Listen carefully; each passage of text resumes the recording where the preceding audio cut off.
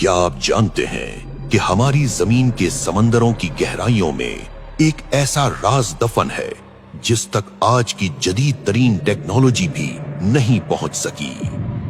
साइंसदान कहते हैं कि हमने आज तक समंदर का सिर्फ 5% हिस्सा दरियाफ्त किया है। बाकी 95% एक गुप्त अंधेरा है जहां पानी का दबाव इतना ज्यादा है कि लोहे को भी कागज की तरह कुचल दे। लेकिन 1400 साल पहले नबी करीम सल्लल्लाहु अलैहि वसल्लम ने इन अंधेरों का एक ऐसा राज बताया जो आज भी वहां मौजूद है। सही मुस्लिम की एक इंतहाई खौफनाक हदीस है। हजरत अब्दुल्ला बिन उमर रजी अल्लाह अन्हु फरमाते हैं कि बेशक समंदरों में ऐसे शयातीन कैद हैं जिन्हें हजरत सुलेमान अलैहिस्सलाम ने बेड़ियों में जकड़ दिया था। वो आज भी वहीं हैं और वो वक्त करीब है जब वो पानी से बाहर आएंगे और लोगों के सामने झूठा कुरान पढ़ेंगे। ये कोई आम शयातीन नहीं है, ये वो सरकश मारिद और इफरीत हैं जो आग से बने थे मगर आज पानी की तारीकियों में कैद हैं। आज हम तारीख के इस सबसे पुरस्रार कैद खाने की हकीकत जानेंगे और देखेंगे कि इन शयातीन को समंदर की तह में किसने और क्यों उतारा। इस कैद खाने को समझने के लिए हमें उस बादशाह के दरबार में जाना होगा जिसने इन्हें कैद किया था, हजरत सुलेमान अलैहिस्सलाम। अल्लाह ताला ने उन्हें एक ऐसी सल्तनत अता की थी जिसकी मिसाल ना उनसे पहले किसी को मिली और ना कयामत तक किसी को मिलेगी। कुरान मजीद की सूरत सौद में इरशाद है, बस हमने हवा को उनके ताबे कर दिया जो उनके हुक्म से नरमी के साथ चलती थी। ये वो बादशाह थे जिनका तख्त हवाओं पर उड़ता था। इनकी फौज में सिर्फ इंसान नहीं बल्कि परिंदे, जानवर और जिन्नात शामिल थे। वो जिन्नात जो आग के शोले से पैदा किए गए थे, जो अपनी ताकत और तकब्बुर के लिए मशहूर थे, वो हजरत सुलेमान अलैहिस्सलाम के सामने गुलामों की तरह सर झुकाए खड़े होते थे।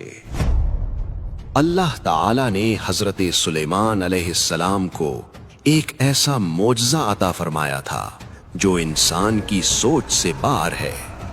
ये जिन्नात इनके लिए अजीमुश्शान महल्लात और किले तामीर करते थे। कुरान मजीद सूरत सबा में इरशाद है, वो सुलेमान के लिए बनाते थे जो वो चाहते, ऊंची इमारतें और मुजस्समे और हौजों की तरह बड़े लगन और जमी हुई देगें। ये मेहनत आम इंसानों के बस की बात नहीं थी। इन जन्नात ने भारी पत्थर उठाए और मस्जिद अक्सा की तामीर की।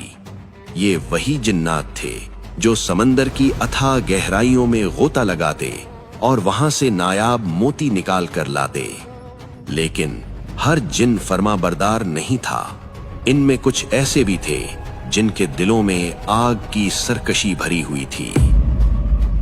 जिन्नात की दुनिया में एक तबका ऐसा है जिसे मारिद या इफरीत कहा जाता है। ये इंतहाई ताकतवर, जालिम और सरकश शयातीन होते हैं। ये वो शयातीन थे जो हजरत सुलेमान अलैहिस्सलाम की हुकूमत को दिल से तस्लीम नहीं करते थे। ये जमीन पर फसाद फैलाना चाहते थे, जादू सिखाते थे और इंसानों को गुमराह करने की कोशिश करते थे।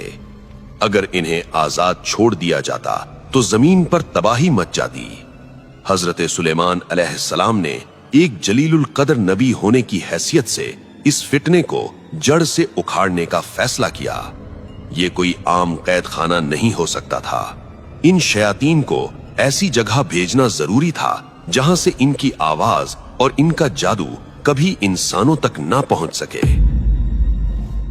अल्लाह के नबी हजरत सुलेमान अलैहिस्सलाम ने अपने रब की दी हुई ताकत से इन सरकश शयातीन को पकड़ा। वो जिन्नात जो इंसानों को डराते थे, आज वो खुद एक इंसान के खौफ से कांप रहे थे। उन्हें भारी लोहे की जंजीरों, आयरन चेन्स में जकड़ दिया गया। कुरान मजीद सूरे स्वाद आयत 28 में इस मंजर को यूं बयान करता है, وآخرین مقرنین فی الاسفاد، یعنی اور دوسروں کو جو بیڑیوں میں جکڑے ہوئے تھے۔ یہ عام بیڑیاں نہیں تھیں، یہ وہ طوق تھے جو ان شیاطین کی گردنوں اور ٹخنوں کو ملا کر باندھ دیے گئے تھے۔ لیکن حضرت سلیمان علیہ السلام جانتے تھے کہ لوہے کی زنجیریں ان کی شیطانی طاقت کو مکمل طور پر روکنے کے لیے کافی نہیں ہیں۔ تفاسیر اور تاریخی روایات میں آتا ہے کہ حضرت سلیمان علیہ السلام نے بڑے بڑے تانبے اور پیتل کے برتن یا صندوق تیار کروائے۔ ان سرکش اور خونی شیاطین کو ان برتنوں کے اندر ٹھونس دیا گیا اور پھر ان کے اوپر پگھلا ہوا سیسا یا تانبا ڈال کر انہیں ہمیشہ کے لیے سیل کر دیا گیا۔ لیکن سب سے بڑی رکاوٹ لوہا یا سیسا نہیں تھا۔ ان برتنوں پر حضرت سلیمان علیہ السلام نے اپنی وہ خاص انگوٹھی ثبت کر دی جس پر اللہ کا اسم اعظم کندہ تھا۔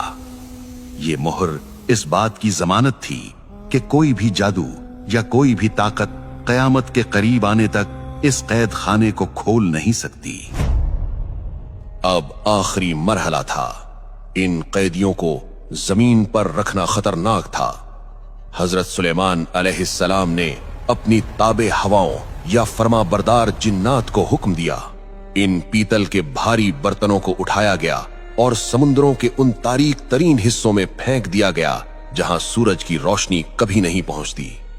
یہ وہ گہرائیاں ہیں جہاں پانی کا دباؤ ہڈیوں کا چورا بنا دے۔ آج صدیاں گزر چکی ہیں لیکن وہ شیاطین اسی اندھیرے میں، اسی پگھلے ہوئے سیسے کے اندر بند ہیں۔ ان کی چیخیں سمندر کی گہرائیوں میں دفن ہیں۔ لیکن کیا یہ قید خانہ ہمیشہ کے لیے ہے؟